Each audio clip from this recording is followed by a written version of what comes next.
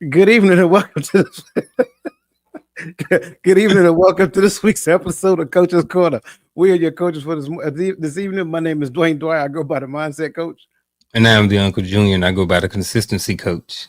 We are your coaches for Coach's Corner. Listen, that caught me off guard, bro. I don't know what happened there. Mm-hmm. I don't either, man. I was like a deer looking in the Yeah, headlights. it just seemed like it stopped all of a sudden, but that's all right. The show must go on. Mm-hmm. Listen, as always, we enjoy connecting with you guys every Tuesday evening, and this is one of those occasions where we get to come to you live and in living color.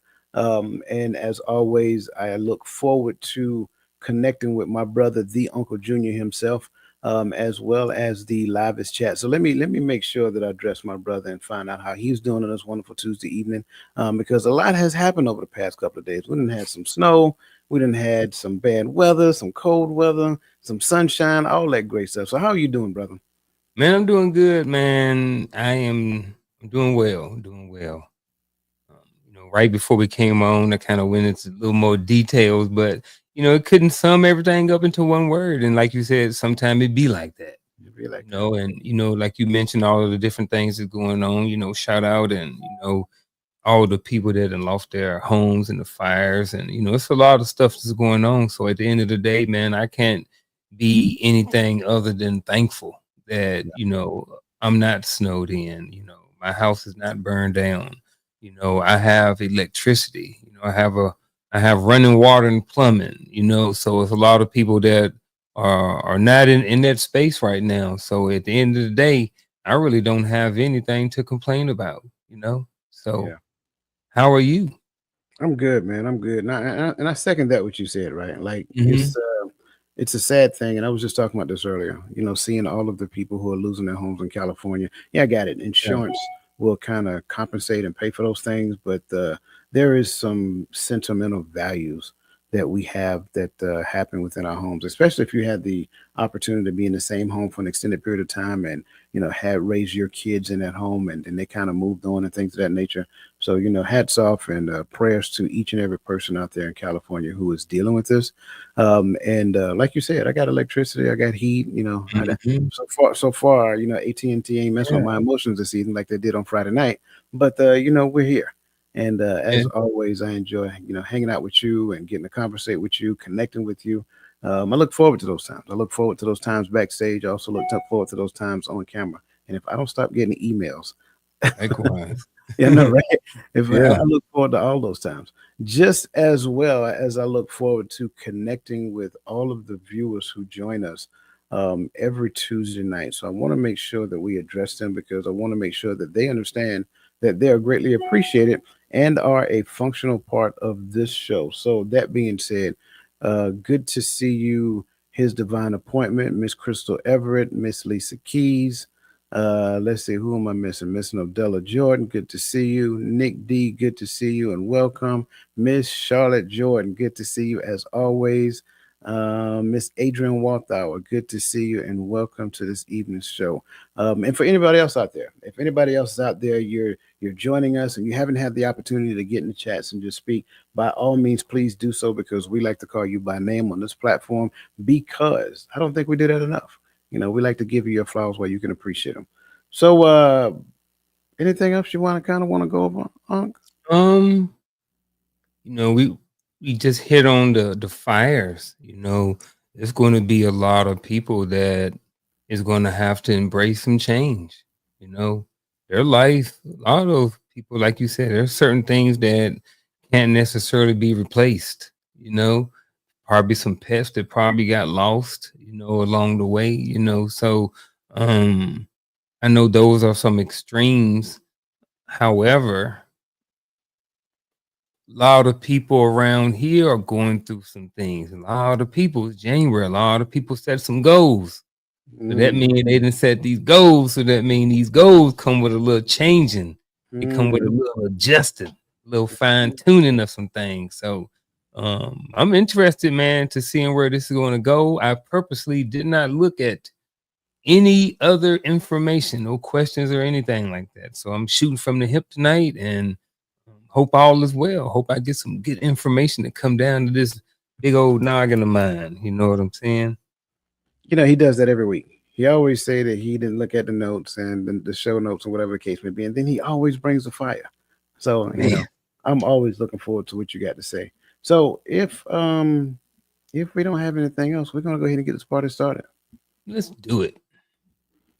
Welcome to our conversation on embracing change and thriving amidst uncertainty. Have you ever felt paralyzed, fear when faced with the unknown? You're not alone. For many, change can be daunting. But what if I told you that fear could actually be your greatest ally? In today's video, we're diving deep into the transformative power of curiosity and the science of neuroplasticity. We'll explore how reframing fear as a compass can help you navigate life's challenges with confidence and purpose. Imagine being able to tap into your innate curiosity to unlock new opportunities and experiences. Picture a life where your fears no longer hinder you, but propel you towards personal growth. Together, we will unravel a step by step framework that empowers you to create meaningful change in your life, one that aligns with your values and ignites your passions. From inspiring stories of individuals who have successfully embraced change to practical strategies for cultivating a curiosity mindset, this conversation is packed with insights that can revolutionize how you approach life's transition. So, whether you're looking to overcome personal obstacles, adapt a new circumstances, or simply foster a more resilient mindset, stay with us as we embark on this enlightening journey. Let's turn fear into fuel and curiosity into action. So, that being said, are you ready to transform that perspective into something more meaningful for yourself? I want to kind of start off a particular way because we talked about fear on Friday night, and everybody had their different perspectives of it and things of that nature. So we're not going to unpack fear like we did on Friday night. What I want to tell everybody, if you want to hear what we said about fear, like go back and listen to Friday night's Hearts of Men episode, because we spent a great deal of time when I was on screen. By the way, we spent a great deal of time talking about fear.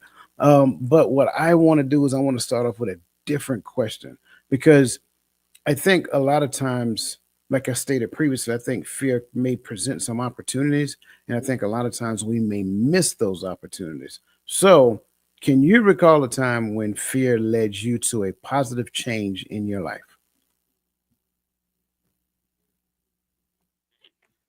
Um, I can probably think of a bunch. Um, if I had a whole bunch more time. But yes. Um, so I was married before. I was married for 19 years. I am currently married to Shell. We've been married for 2 years. We've been together for 10.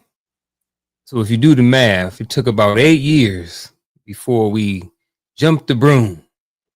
So at some point, there was some fear that had been brought over from past relationships or past situations that led to a certain amount of fear. If I go too far, she's going to leave. If I say this, she's going to leave. I'm going based off of things that happened in the past, Right. and but at some point, I had to deal with those things, put those things in the past, and then kind of embrace the fear of the unknown. Every time we get into a relationship with someone, especially an intimate relationship, there is fear because at the end of the day, it's either going to work or it's not. So, whatever happens at the end of the day is determined by the two people. You can't control the other person, though. So, sometimes that's where the fear comes in. The fear comes in like, man, you know what? Like I said, if I do this, if I say this, they may not want to hang around. If I'm like this, they may not want to hang around. But what happens is I eventually embraced all of that fear and was like, I can't let all of those things move me. I have to push forward and do what I know to do and do what I think is best.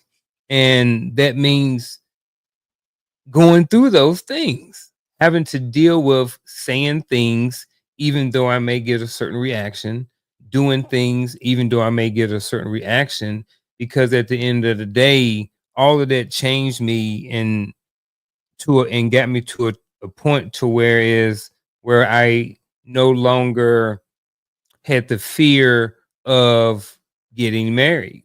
So I was able to go forward and go ahead and get married and enjoy. Now I get to enjoy the happiness and all of the things that go along with being married, you know. So I think, you know, to kind of sum it up, you know, just having the fear of being married again and the possibility of being a failure. Because I think a lot of times when people in the marriage or when the marriage ends up, I think sometimes people go back and they look at themselves or they see themselves as failures. And I think that, well, I know that there was a time in my life that I went through that. So I didn't want to be a failure again. So, but I had to embrace all of that fear, you know. So I end up having a positive change in my life and, you know, was able to commit and move forward with someone in my life. So, and it worked out. That's a great example. I'm gonna go a different route. Hmm. Remember when we went in the army, and for those people who've never had this experience, I'm gonna try to make it make sense. Um, when you are E1 to E4, you get promoted based upon time and service, time and grade. And as long as you have the amount of time in service and you have the amount of time based upon the current grade that you are, then you get promoted. But when you go from E5 to E6, you got to go to these things called promotion boards. And so it's all the nerves that are built up inside of you. And you do hours and hours and hours and hours of studying, trying to, uncover and unpack every question that they may ask you in that promotion board. You're in your mind, you're wanting to be perfect. You want to make sure that you approach go to the door in the right posture, beat on the door like somebody's, like some Andre the Giant or something is at the door, right? Then when they tell you to come in the door, you got to do the right facing movements to get to the table and salute the table. And then they tell you to take seats. And you want to make sure that you do the proper facing movements to get to the seats. And then you sit down. You sit down in the position of attention, which is very uncomfortable, by the way. You sit with your hands on top of your knee, with your with your posture straight and all kind of things of that nature. And now you just get questions asked from five people on the panel. I'm sorry, four people on the panel because the one in the middle don't ask questions. In all of that time of studying, you're sitting there and you're hoping that your studies have given you enough material to actually answer those questions in a manner to which you reveal to them that you know the answer. But not just that, if you don't know the answer, you're hoping that your response is a response that is good enough that they're willing to accept. So all of that is going on in the midst of it. So it's a level of fear that you have. Like you're excited to go to the promotion board because of what's going to happen on the backside. But leading up to the promotion board is like, oh my God, what are they going to do? What are they going to do? How are they going to ask this? Who's going to be on the promotion board? Blah, blah, blah, blah, blah. All of these things are going on. But once that promotion board is over and you walk out the door, it's almost like you take a deep sigh and be like, oh my gosh, it's over. And now you're anxious for the results because you're anxious knowing, because you kind of have in your mind, you know how you performed, right? But you're hoping that your performance was good enough to their standards. And so the positive about doing all of that studying for the promotion board is a lot of that stuff that you acquire, we still remember to this day. And a lot of it came back to help us as we got in certain leadership positions. And you do that from E4 to E5 and E5 to E6. From E6 to E7, it's decentralized. It goes off to, you submit your packet, somebody reviews it, and then you get a sequence number if you get promoted.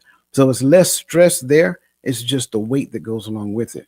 But that fear of going into that board, man, it's just, I don't know. But the change that it does to you, it makes you more knowledgeable as a leader. It helps you to understand not only what you need to know as a leader, but if you don't remember it, where you need to reference it as well. So that was kind of like my take on it, because I don't think I've ever met any person who went to a promotion board and the backside of it was a negative experience. Like I've known people who failed the promotion board before. Yeah.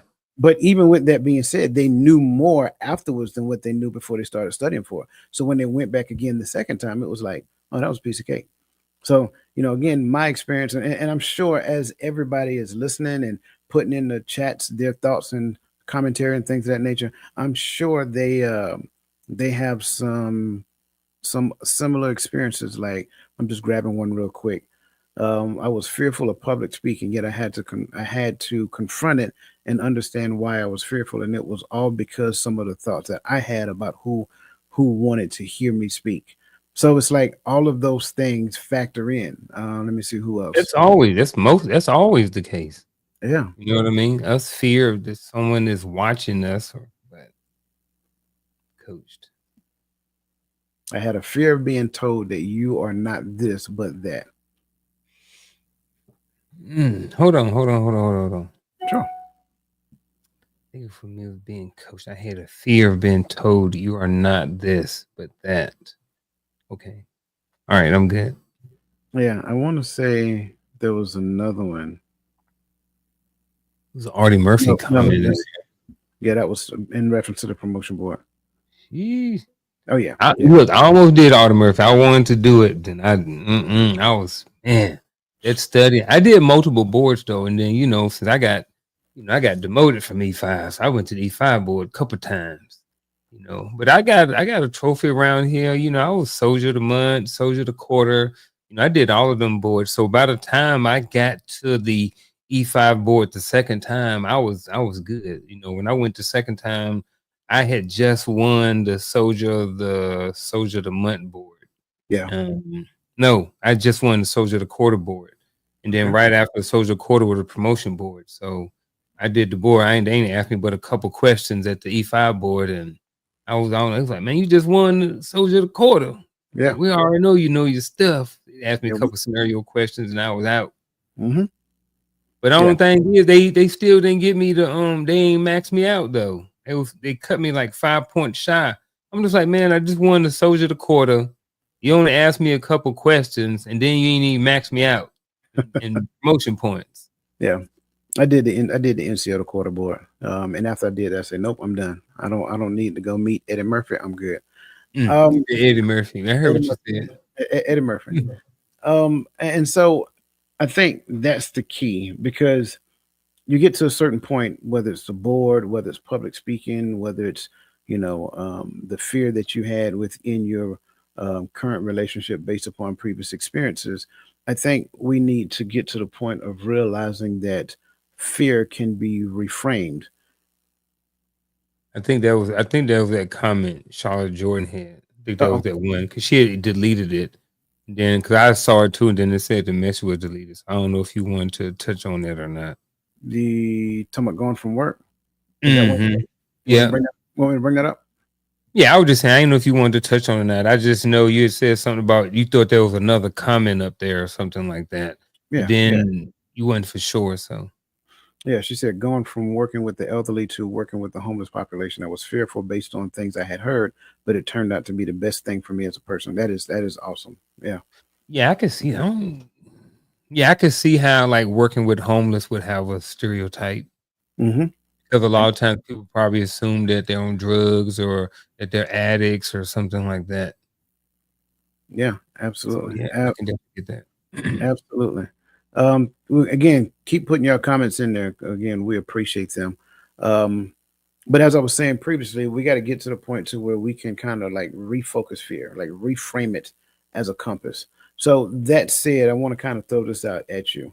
Like, how might you start viewing your current fears as potential guides for next steps? Like, how can I reframe fear and make it a compass for my progression? Reframing fear. I thought you said they had to go back to last Friday. No, I was playing. Um, but no.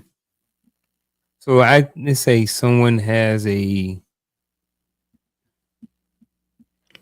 I think you have to at some point decide what you want to do with whatever it is the fear is.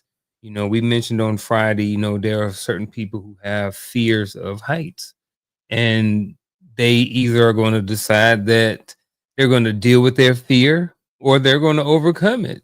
So I think the first thing you have to do is figuring out what are you going to do with that fear, whatever that thing may be. You have a fear of getting promoted because that promotion is going to give you more leadership responsibility. You are going to be now in charge of some of your friends. So there's some fear there that um you may have some issues when and if you decide to get promoted on your job. So there's fear there. So first of all, what you have to do is how you view it is, what is it that I want to do with this fear? Here's the job, there's a promotion, here's what comes with it, here are the pros, here are the cons, and then you make a decision. So I think that's where you start at when viewing your current fears as a potential guide for the next step, because depending on what you're going to do, you're either going to go and work towards a promotion, or you're not going to work towards it. Whichever one you decide to do, you have to start guiding yourself or coming up with a plan to move in that direction. Yeah, I agree with that. I'm looking at this question, and I see some of the comments that are being made as well. And this is, I think it's important for us to understand where that fear exists, right? Understanding that the fear that I possess exists in me, not external of me. And so going back to my little promotion board comment, um, the promotion board is what it is. Like, the people who ran the board, they weren't intentionally trying to intimidate me. It was like the stress that I placed on myself because I wanted to do good in the board. So I think a lot of times what we'll have to do is recognize that the fear that I possess does not come from an external factor. It comes intrinsically of me, based upon how I perceive said thing and the hurdle that I have to overcome. So if I don't pay attention, like, I think it's twofold. Number one, ask myself, why am I fearful of this thing? That'll kind of help me to understand where that source of fear is coming from. But then the other side, why am I paying more attention to the fear than I'm paying to the thing that I want to accomplish? If I put my mind and fix my mind on the accomplishment, then the fear, in my opinion, at some point tends to subside. So I think when we look at it and we look at how we can view those current fears that we possess and use those fears as a guide, I would say a thing that shows up in that particular moment, that fear that shows up in that particular moment, is really revealing to me how much I really care about this thing that I'm pursuing. So instead of being fearful, recognize that this thing here I am more passionate about than I am fearful. Maybe the fear is that, well, I fear failing it, but maybe it's our posture of failure that's actually wrong. Like, case in point, like we talked about previously, a person who goes to the promotion board, if they fail it the first time, well, they still got the knowledge that they've acquired from studying. So when they go back the second time, they're almost two times more knowledgeable because they went back and studied again. So is failure really failure, or is it that failure is not me accomplishing the goal at the level that I wanted to accomplish it at? See, I think when we start restructuring those thought processes and look at things differently, it's like, maybe the fear was designed for me not to do it. So if I circumvent the fear that's preventing me from doing it and I do it, going back to looking at some of the people's comment, I did this and this is the best thing that I've ever done. Right? I pushed through it and I had to do this, like the point about public speaking. So I think all of that is a part of the reframing process. Understand where the fear originates from. Why am I fearful of it?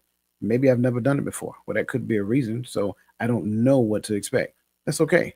That means I get to learn, right? Well, I might be concerned about what people see when they see me.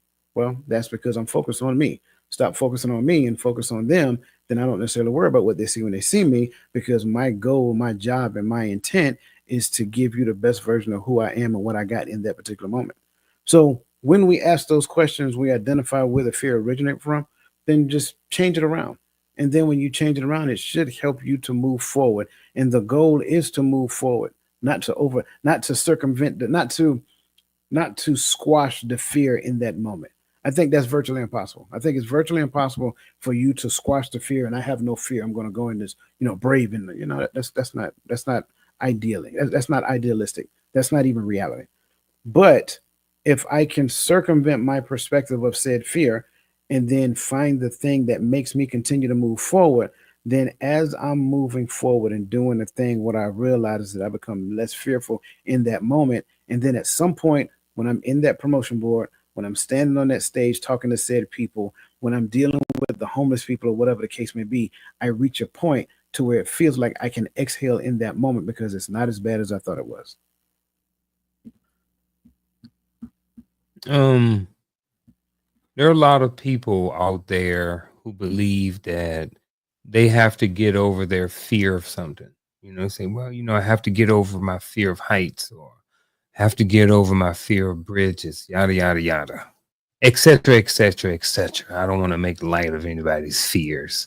Um, but you have a fear of heights, and you've decided that that's not a fear that you're willing to tackle. Before we started going live and before we started doing podcasts, on video, you were doing audio only. And I don't know if it was fear, but let's say for this point, it was fear. So how is it that you or anybody else, how is it that people decide, these are fears that I want to overcome, and these are fears that, what, I don't need to overcome? Like, how does someone determine those different things? And I understand that it's individual, but I'm kind of looking for something more general. I think so. I'll go back to what you asked me, particularly about um, podcasting versus overcoming my fear of heights. Mm-hmm. And I'm gonna say it like this right here. For starters, I have no desire to overcome my fear of heights because I have no desire to be that high off the ground. That's just it. There is nothing about me being elevated above the ground or whatever outside of flying in an airplane that pushes me in the direction in which I'm trying to go. On the other hand, podcasting is something that I talked about. I was doing monthly coaching meetings with some fellow coaches, and we talked about what we wanted to do, and we became accountability partners for ourselves. Mm-hmm. And so when I announced it like 2 months previously, then one of them says, "How's that coming along?" Like the next month. I say, "Well, it hasn't yet." Okay, cool. The next month came along and she said, "How's that coming along?" And I said, "Well, it haven't yet." So she stopped. She said, "Okay, how can I help?" And I don't know what it was. It was just that one question that she asked me was enough to get me to get off my duff. Right? It was like there's nothing that's preventing you from doing a thing except you. And then once I got in, and as you already know, it's like you got to try this and try that and figure this out and understand how to do this. And when I was doing audio podcasts and I was using GarageBand, and if you don't know, GarageBand is a software that's on Apple computers. And so what it allows me to do is to record it and then go back and edit it. Safe haven. I can use my edit feature to, pull out the blunders and the stutters and all kind of stuff like that. And I got to hide behind that for a while. But then I met this young man named Garfield Martin. And then Garfield said, "Hey man, I got this audio, I got this YouTube channel. You welcome to come over there and okay, cool."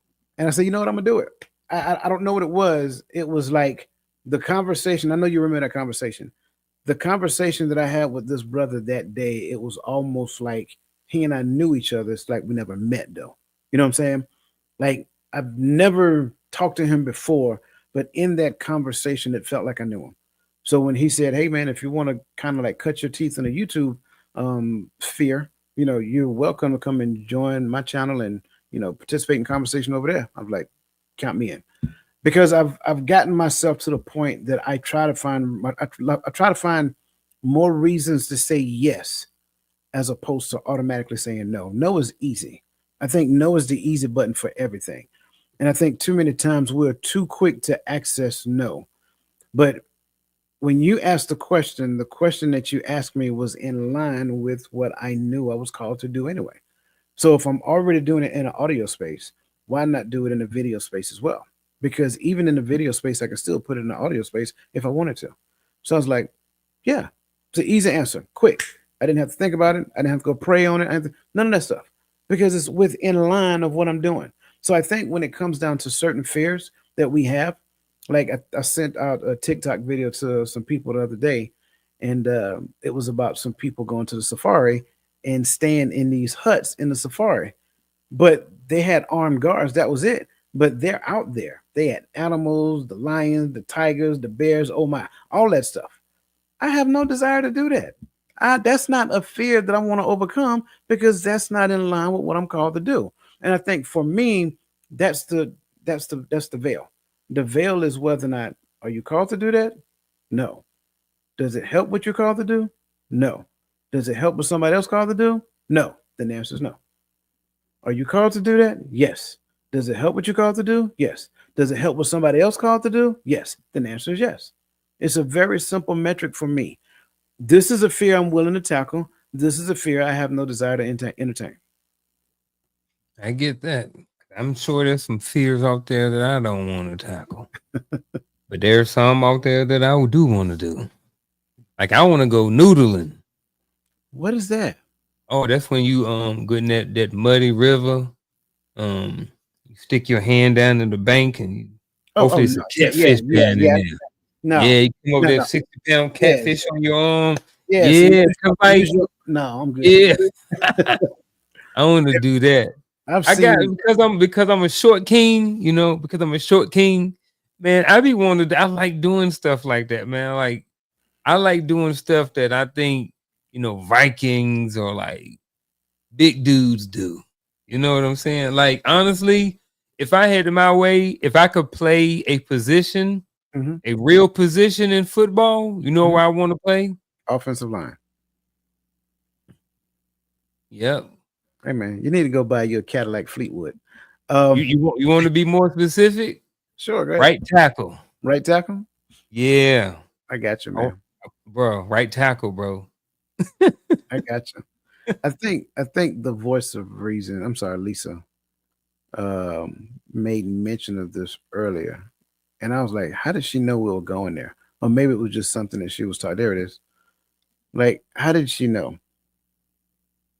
And I was Uh-oh. like, yeah, like I don't know if she had access or something. I'm joking when I say that, but I think a lot of this has to do with neuroplasticity, and I just want to kind of reveal some things to you guys at first. So first and foremost, like when we look at it, understanding what neuroplasticity is, a it is the brain's ability to change and adapt throughout life.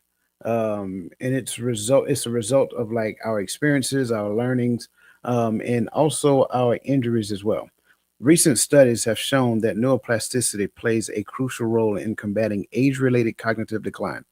Research has also shown that engaging in mentally stimulating activities, such as learning a new skill or languages, can promote neuroplastic change, neuroplastic change. Uh, Tongue tied there for a second. Neuroplastic changes in the brain, effectively slowing down the effects of neurodegeneration. For example, older adults who participate in structured cognitive training programs exhibited improvements in memory and executive function, demonstrating that the brain remains capable of change and adaptation well into later years. This highlights the importance of lifelong learning and mental engagement as strategies for thriving amidst the challenges of aging. So for all of you people who keep saying I don't need to grow and all that other great stuff, don't kid yourself. I'm trying to tell you. And here I want to kind of show you this one as well, because at the end of the day, let me move this banner out the way. It kind of helps to define more about how the brain changes, right? So you got neurogenesis, which is a continuous generation of new neurons in certain brain regions. And then you have new synapses, which is new skills and experiences create new neural connections, right? And so that kind of helps you to fire off those charges when it comes down to thinking and so forth and so on. Strengthens synapses, repetition and practice strengthens neural connections. In other words, the more repetitious a thing becomes or habitual, then you have thicker pathways along it. And then you have weakened synapses, which the connections in that brain region, they aren't used, so they become weak. So whatever habits that you abandon, they go from being thick to thinning out to the point where again, we're not necessarily using them in that manner. So this is all important because this is all about change.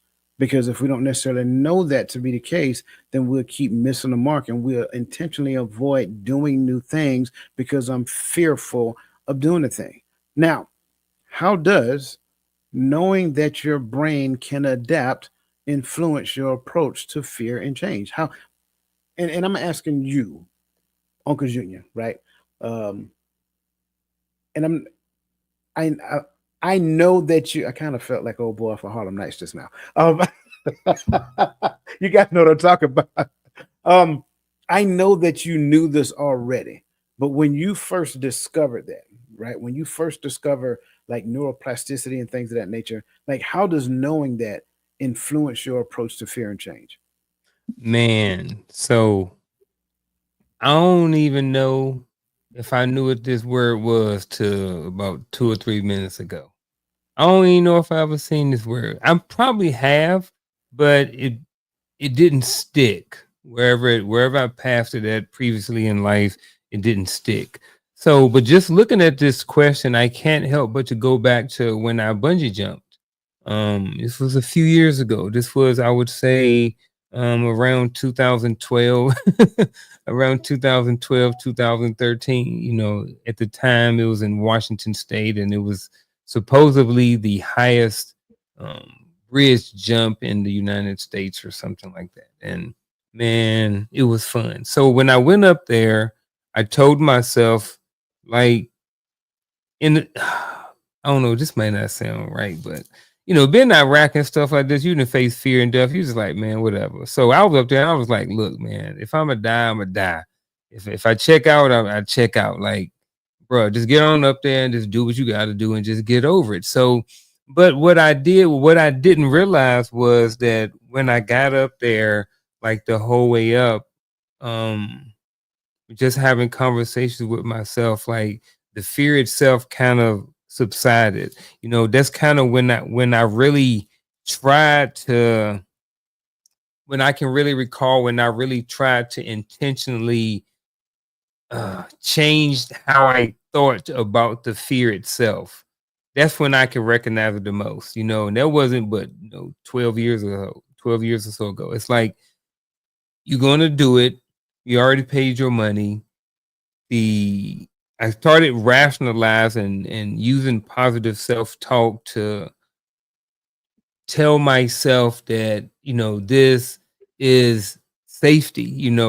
It's meant, they're in the safety business at the end of the day. If someone checks out of here because a rope breaks or something like that, then they lose everything. So but that's when I recognized that, hey, look, bro, if you use positive self-talk, it'll work. And then going through that whole experience of actually jumping out there, being able to talk myself through it, being able to use positive self talk, and just doing that whole experience, is when I really, afterwards, being able to go back and reflect and see how all of those things worked together and how my approach to fear, in the future kind of got shifted then. It's like everything else I do, I've not everything, but most things that I've done since then, I've kind of approached it the same way, using positive self talk and then doing different things like that. So my approach to fear has shifted, and I think that that may be really the first time that I can recall reflecting back and seeing that that's exactly what it was. Hmm. That's good. And see, I'm still because I got after you paid your money. But Hmm. there was a thing, like to me, I think the decision point is for you deciding to pay for it, right? Like it's almost like paying for it defines the commitment. Let me say it again for the people in the back. Paying for it defines the commitment. Yeah, Now, after like you coaching. committed, exactly. Now, after you committed to the thing, now you have to follow through it.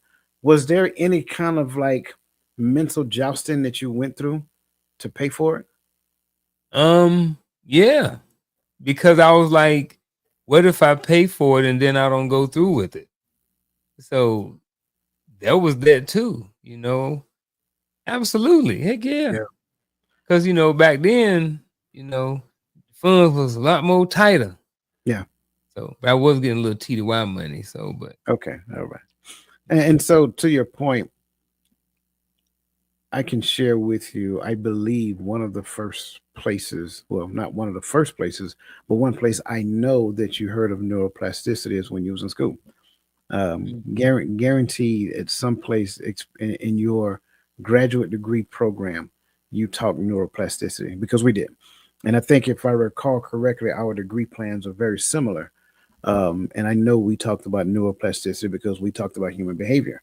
And Mhm. so, what we're talking about, really, if people are paying attention, we're talking about human behavior and how fear kind of interacts with you when it comes down to your behavior.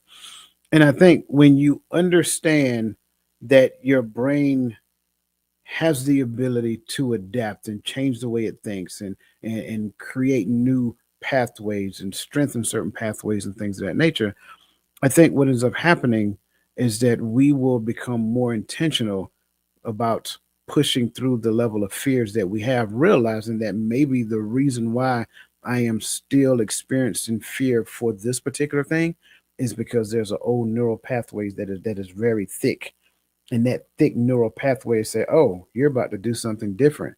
You should be afraid. Be very afraid." Right? Because you're trying to get outside your comfort zone. Well, when you get comfortable in your comfort zone and you're not accustomed to going outside of your comfort zone, then it's like, oh, be fearful, be fearful, be fearful. This is too hard, go back. And that's what ends up happening a lot of times. But when you create a habit of going outside of your comfort zone, now when that fear comes up, you get excited because you know that now that fear means that you've reached the limits of your comfort zone and now you're about to experience a breakthrough. So just knowing that your brain has the ability to adapt, so that you can adjust the way that you view fear and change is a good thing.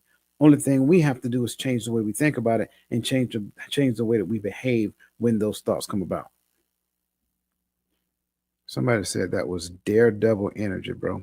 You Who, you me? yeah, you. Oh, absolutely. You only live once. That's it. Fear is a signal, not a barrier. People can interpret fear as a natural response to stepping out of their comfort zones, signaling an opportunity for growth. There you go. Signal, not a barrier. Mm-hmm. Okay. There you Okay. go. Yep. Man, 43 minutes. Okay, we got to keep pressing forward. Sheesh. I know, right? All right, cultivating a curiosity mindset, and I think this is good, right? Because now this is the other side of fear. We become curious about a thing. You were curious about bungee jumping. Don't know why, but he was, right? Mm. So outside of bungee jumping and completing the marathon, like what is one thing you've always wanted to learn but hesitated doing so because of fear? Because of fear. Shoot, man, you had to come back today on this. Because of fear? I don't know. And see, that's the funny part about it. As I look at this question, I don't know either. Yeah. Because like I said, there are certain fears that I don't have a desire to overcome. But Yeah. then the fears, like case in point, you and I doing the podcast. That was one. It was a fear initially. And we talked about how we experienced those things, but we pushed through it. So now I don't know. I Um, got one. Go ahead. I'm ashamed to say, man, you grab the mic. This book, bro. Mm, This book. I even said in 2024 that I was going to write that book. That book hadn't written. Um, the fear of writing that book, man. A lot of it is, some of it is who's going to buy it, who's going to read it, what, how is it, how can it be written, how is it supposed to be written, like all of the different things that go into it. Self-publishing versus posting it on, Amazon or something like that. So all of those different things going in there, writing it, having it in a Google Doc, and then one day going into a bookstore and actually seeing my book on a shelf that someone didn't stole my stuff. So it's like all of those different things have been part of the fear in my life currently, being transparent as to why I hadn't written that book. And that's the one thing that I've always wanted to learn. Um I think it's a learn because this whole writing the whole book thing is a learning experience. I've never written a book before, so I would have to learn how to do it in order to write it. So that book thing is right now the thing that's hanging over my head right now.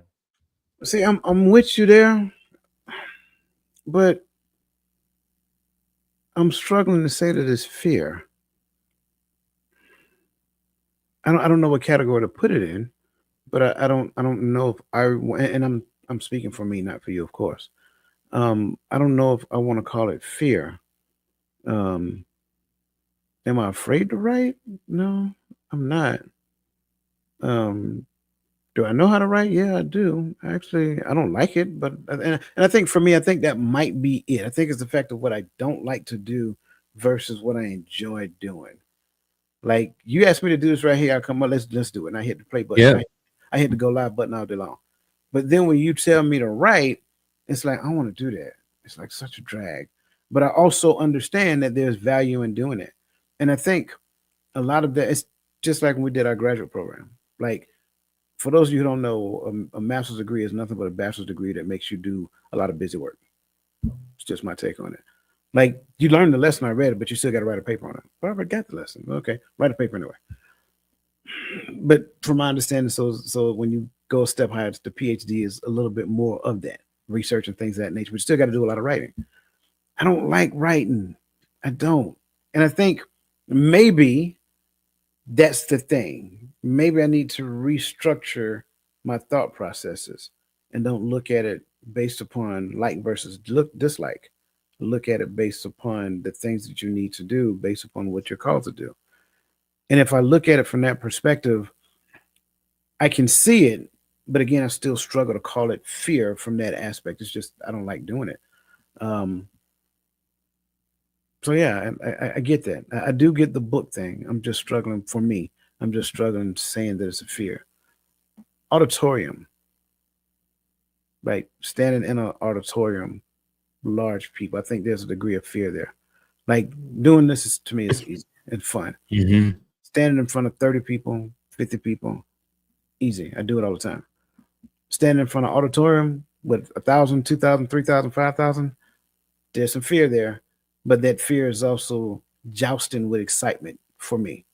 That's a level of fear that I would gladly take, if that makes sense. Um, so yeah, that's the thing that's hanging in the balance for me.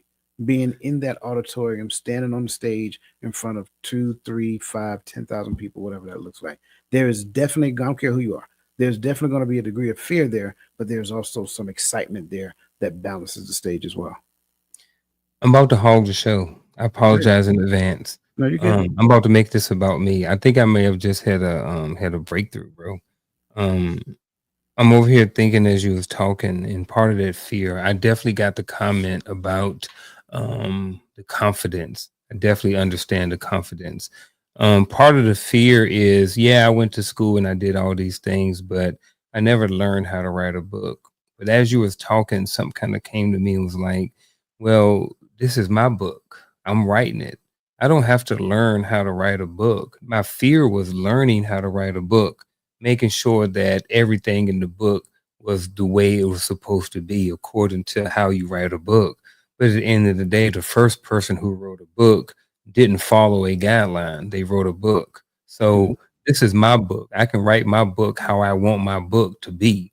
So that right there, just having this conversation in a sense may have just freed me from something. It's like um definitely feel some freedom right there right now because it's like I don't have to put my book doesn't have to fit inside someone else's representation of what a book is supposed to be and what it's supposed to look like. So man, I thank you and the chat right now for being able to get this breakthrough, bro. It's like bro, man. It's like, man, like, see, this is the reason. This is part of the reason, bro. It's like, I don't know, um, I don't know, No, that's but good. I And don't know. I like that, man. I like that. but watch this. Your Mm, breakthrough on stage was somebody mm, else's breakthrough at home, mm. because there's somebody else who in their mind want to write a book. They never got to the point to where they actually completed the book, because Yeah, in their mind they asked themselves a question like, who's going to want to read what I got to say? Who's going to want to learn from me, right? And I think the key there is, why am I worried about those people who I my got a book. question, right? Who, if I got a question whether or not this person, I'm just using this person hypothetically, if this hypothetical person that I made up in my mind would be questionable about reading and learning from me, then I didn't write my book for that person. I wrote my book for the person that's interested in learning from me, interested in learning the things that I went through to get to where I'm at. I think that's part of the breakthrough. That's part of the changing and reframing that we got to do in our brain. So I love that. Um, when I wrote my two books, the publisher tried to get me to change it, and I refused to. Just as you're saying that, Uncle Junior. So there you go. Yeah, It's your book. It identifies with your personality, and that's what gives it your stamp of approval. So I love that. I love that. my book. Yeah, man. I I like it. might even have some misspelled words in my book. It's my book. Shoot. I want It to. don't mean I'm dumb. It just mean No, maybe no, I no, left it in there. I'm human. Maybe I wanted to leave them in there. I no, ain't no, perfect. no. No, you're good. I want to get to the point of Breakthrough. this, because I think it's important for us to do. Um, and time is really starting to not be on our side real quick. Sheesh. Um, I think it's important for us to create a personal change framework. You can write it down, you can codify it. You don't have to. It could be one that you have in your mind, kind of like I just articulated mine just now. That helps me to determine whether I need to change the way I think about a thing and attack this fear, or say, no, I'm good. I don't have to. And so I like to start off with rooting my framework in what's important to me, which is, in other words, my values, right? So, what core values resonate with you? I'm talking to the Uncle Junior himself, right? What core values resonate with you, and how can they guide your decisions during times of change? Man, one of the core values is discipline. The core value. Man, that may be a hard one for some people. So let me back up. Let me use consistency. Nope, I'm sticking with discipline. Man, when you try to live a life of discipline, and that is always at the forefront of your mind, then you understand that regardless of what goes on, you have to stay disciplined. Right? Coach brought up the military. We both spent 20 plus years in the military, and there's a lot of change that happens in the military. You PCS, you go from one station to another station, you go from one unit to another unit. You have different types of supervisors who supervise differently. You have all of these different changes. But if I, Mr. Uncle D, Uncle Junior, if I have discipline, I am going to stay on my workout routine. I'm going to stay on my eating plan. I'm going to stay on my study habits. I'm going to stay on my mental health program. I'm going to continue to brush my teeth and comb my beard and take showers, all these different things, regardless of what they are. If I'm a disciplined person, then regardless of what happens, and regardless of what happens, and all of the different changes, my decisions and how I move don't change. I stay solid to who I am. I am a disciplined man. I try to live my life as a disciplined person. So that means in all aspects of my life, I try to be disciplined at, eating, physical, mentally, socially, all these areas of my life, even with relationships with coach, with other people, co-workers, colleagues, friends, family. being disciplined, stay who I am, regardless of who it is. So that's what I think, man. At the end of the day, what core value resonate with me? Discipline, and how can discipline guide my decisions during times of change? Because of it, the discipline, I don't allow myself much flexibility when it comes to change.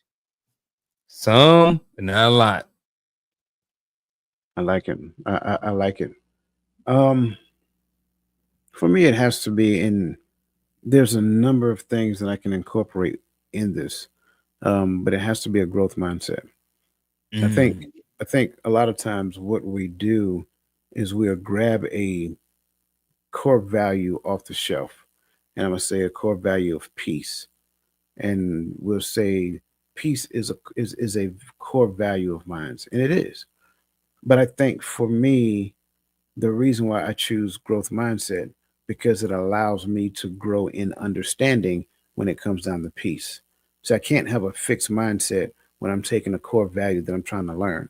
I can't have a fixed mindset when I express this core value this way, but then you express the same core value in a different way. And the way that you do it is 10 times better than the way that I do it. So a growth mindset allows me to look at all aspects of what I'm pursuing to do, like love, joy, peace, kindness, meekness, temperance, all those things, and realize that it looked different in 2023. 2024 looked different than 2023. 2025 is going to look different than 2024. 2026 is going to look different than 2025. Why? Because as an umbrella that encapsulates the core values that I believe is important in my life, the growth mindset allows me not to view it as me knowing the ins and outs of it 100% without any error, failure, or whatever the case may be. It recognizes that I am learning in time and space as it pertains to those things that are important to me. So when something comes up that I have to make an adjustment to, make changes, or this thing that kind of strikes a level of fear, well, maybe that fear exists. Maybe that change has been presented to me because I am displaying a fixed mindset within the space of my values. And if that is the case, now I go down my framework of thinking and say, yep, this is worth the change because it will help me to grow in my understanding of my core value. Therefore, I can express it in a more authentic fashion. I mean, you can't go wrong with that one. You Shoot. can't.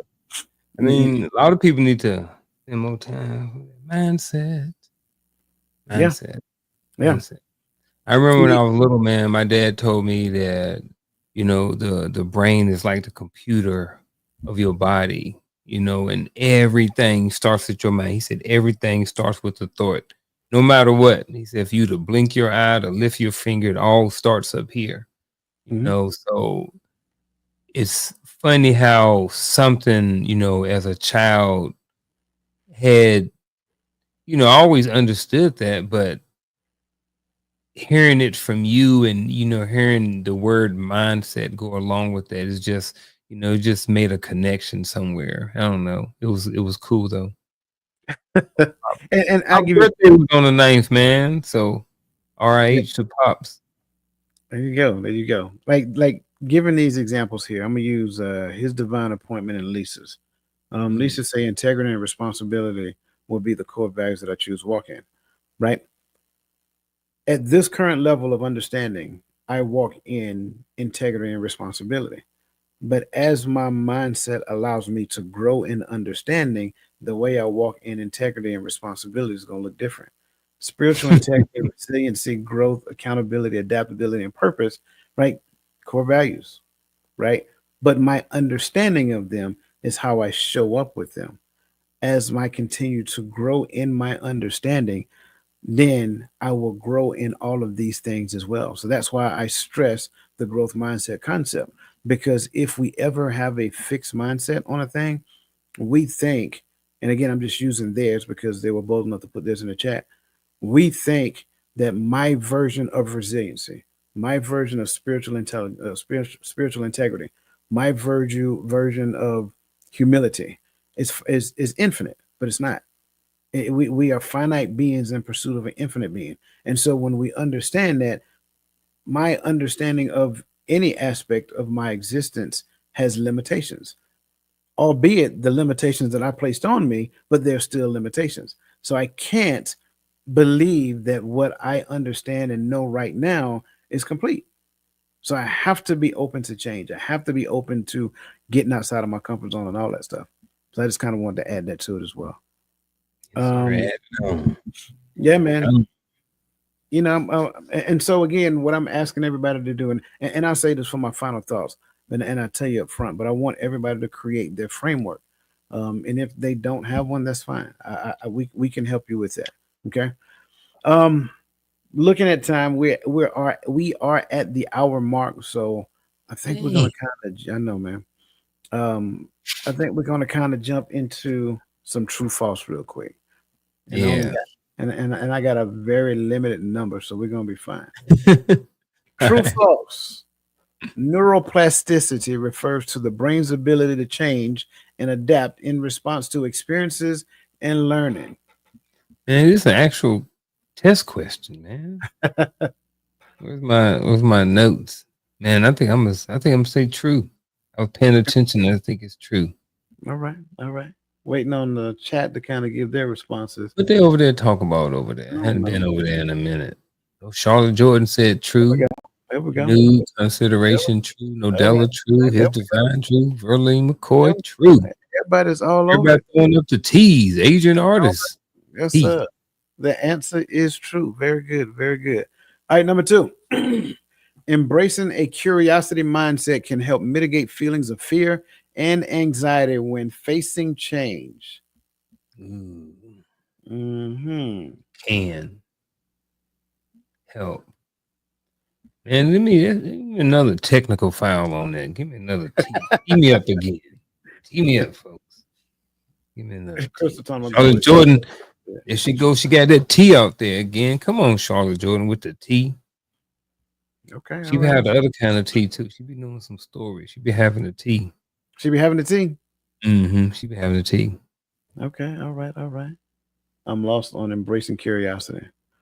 Um, Ooh. no, don't be lost on that. So the answer is true. Um, and it's not embracing with like rigidness, right? It's just embracing the idea of being curious. That can kind of help us overcome fear and anxiety. So if we change the fear that we're experiencing into curiosity, then it will kind of help us to move forward. Not that you're going to change 100% of the fear, but it just helps you to continue to move forward in spite of the fear. Especially a Okay, fear that has been placed on us. exactly. Good point. True, false. Once a person reaches adulthood, their brain stops changing and neuroplasticity is no longer relevant.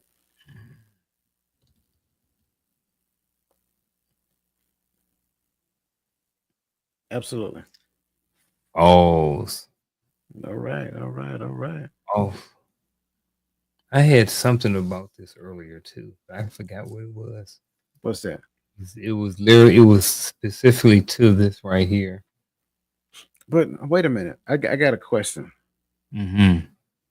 I can't remember. I do have a question as it pertains to this Mm-hmm. because it says that once a person reaches adulthood, and I'm going to go beyond adulthood, I'm going to go to senior level, their brain stops changing and neuroplasticity is no longer relevant. And everybody agrees that this is a false statement. So if that is true, then me saying or expressing that I am too old to change or I'm stuck in my ways is also a false statement. Ouch. Woo. Cause we about to get banned. Really? They ain't gonna be back with us next week. You just I'm stepped just, on I'm, somebody's toes. I'm not trying to. I'm just, I'm just, Stepped on, you just stepped on Charlotte Jordan's toes. oh, I'm sorry. See, I'm I had picking, no. picking. See, you gonna get banned, not me, because I didn't know.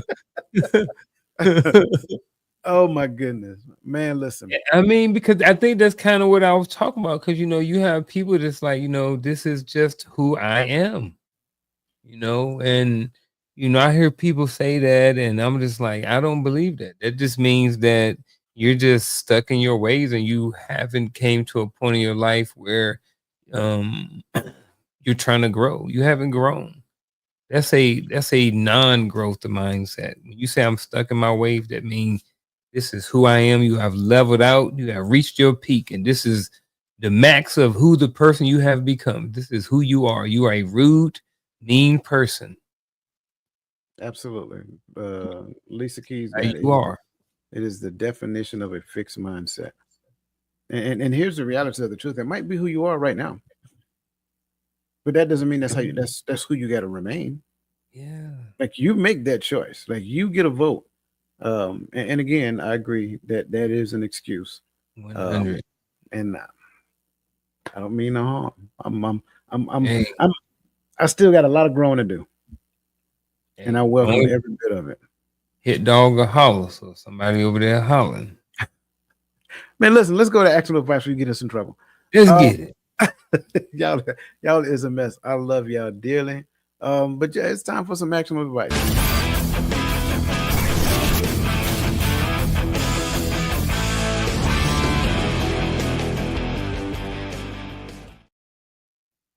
All right, who's going first? Me or you? Man, I'll go first. Oh, all right, here we go.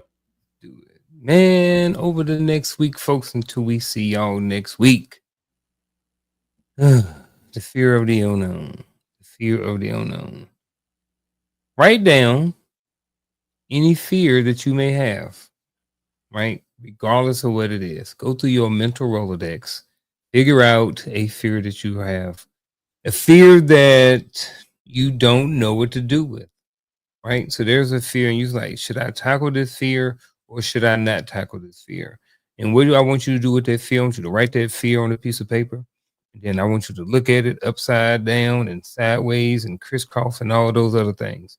And write down some of the pros and cons. Look at it from different aspects and point of view, and then figure out if you're going to either go to the bathroom or get off the pot. Figure out what the heck you're going to do with this thing, this fear that has been you have been holding on to for so long. I don't know what the fear is, but there are some people out there right now that listen to this that is going through something, and they have some fear going on in their life. Take the next 7 days, go through it, look at it from all different angles, and then make a decision and figure out what you're going to do. And if you don't know what you're going to do, then call a coach, call a therapist, talk to somebody and figure out, because sometimes you may need to talk to somebody about it. But at the end of the day, when there is fear right now, and if you haven't figured out what you're going to do with it, now is the time to do it. Figure out, write it down, look at it from different angles, talk to somebody, and then either go through with the fear and try to get over it, or either decide not to do anything about it.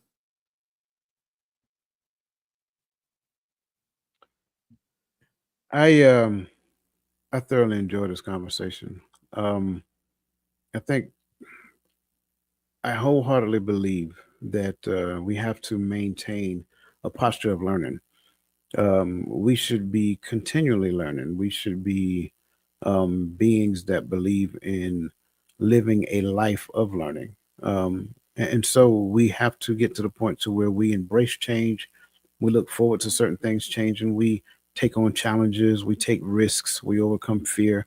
And so one of the things I want to give you, because we talked about it previously, I want to give you what a personal change framework will look like.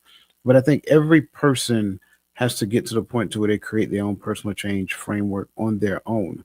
Um, but if you have never done it and you don't have one, you can start using this one. So, step one, define purpose. Right, you have to understand what purpose looks like in your life. Number two, set incremental goals. Number three, engage in continuous learning and curiosity. Number four, recognize and acknowledge your fear. Number five, reframe your perspective. Number six, build a support network. Number seven, celebrate progress and reflect. And last but not least, reiterate, reflect and reiterate. So I think those things become important because those things kind of allow us to look at things differently, and make the necessary changes that we need to make in our life. Once you get that down to a science, and you can condense it, just like you heard I did previously. There are certain things that causes me to make a decision. I don't have to think long about it. I already know whether I'm going to do a thing or not do a thing. And because of that framework that I have etched in my brain, it allows me to make rapid decisions based upon whether I'm going to embrace this particular level of fear, or whether that fear is just, I'm just going to exercise a bypass criteria. And I think a lot of us need to understand that there are things that you don't necessarily need to take on, that some people want you to take on, and that's okay. So that's my final thought. Create your own personal change framework for yourself so that you can make decisions quickly and then overcome any challenges that you have internally about them. The Uncle Junior. Now you know I've seen something. I got to bring it up, right? Because You. Miss Charlotte Jordan said you ain't gonna talk about her like that and get away with it, bro. Never too old for I change. know that's right. I love it. I love I it. know that's right. I started off the new year hanging around her. That's good. So yeah, I'm gonna go visit That's her. good. Well, look here, brother. As always, greatly enjoy these conversations. Great show. Chat, as always, you are amazing. So we appreciate you guys and all the value that you bring to the conversation. Um, any plans for the rest of the week? I don't know. No more. No, no. No, Cool. man. Friday Friday. night, Heart of There you some go. men. That was it. That's all. About That's all. it, man. Yeah, man. Me too. I got two Yeah. appointments between here and there, Mm. that I'm looking forward to, and it's a surprise for you as well.